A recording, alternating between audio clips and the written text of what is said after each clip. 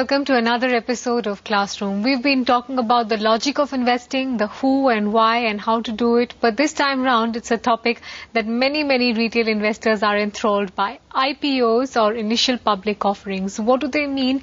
Why are they so popular? And what should you watch out for when you're trying to pick one? Remember, they were almost an extinct species last year, but this time round, there's been plenty of interest that's come in from the primary market space.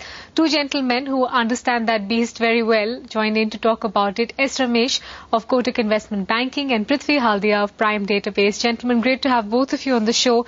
Ramesh, definitions first. What's an IPO?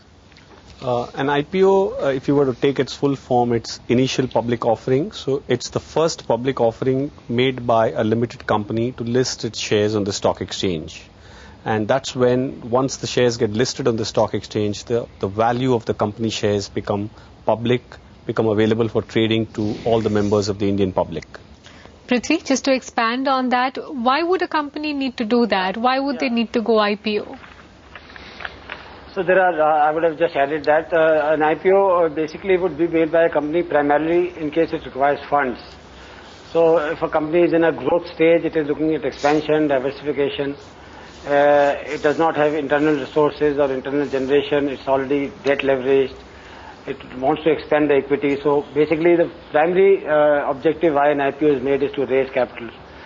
But then there are also IPOs where there is an offer for sale, where an existing promoter is trying to exit part of his holding through an IPO. The company is not listed, and he is trying to get listing by not adding shares to the company's capital structure, but by diluting some of his shareholding.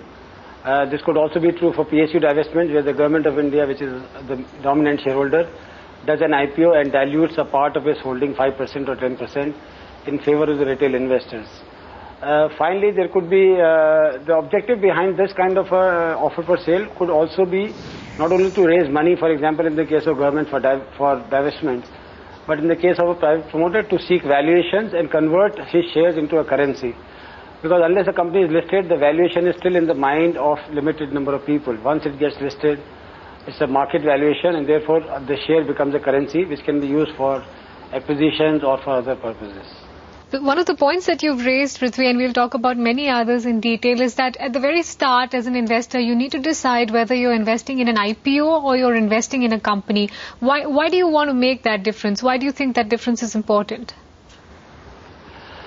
You see, what we see is that people are typically guided by the listing price, and the media also does a lot of analysis of IPOs on the listing date and immediately after the listing date.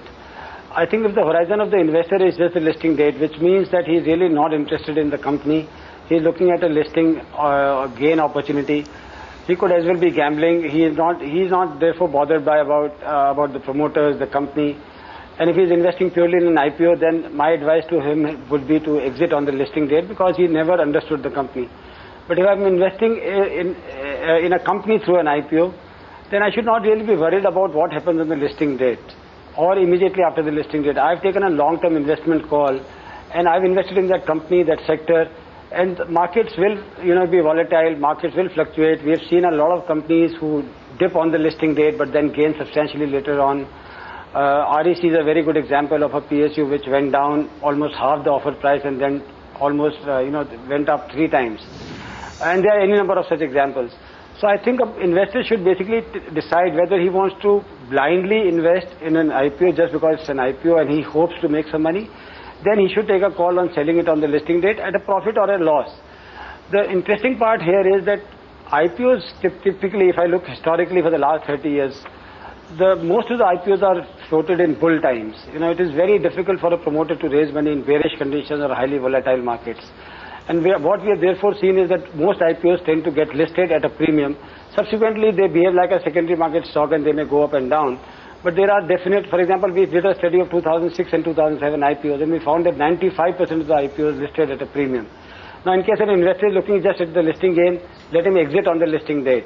But if he's investing it in a company, then he should not be either interested in booking the profit on day one or be concerned about losses on day one and remain invested in that company. Ramesh, that brings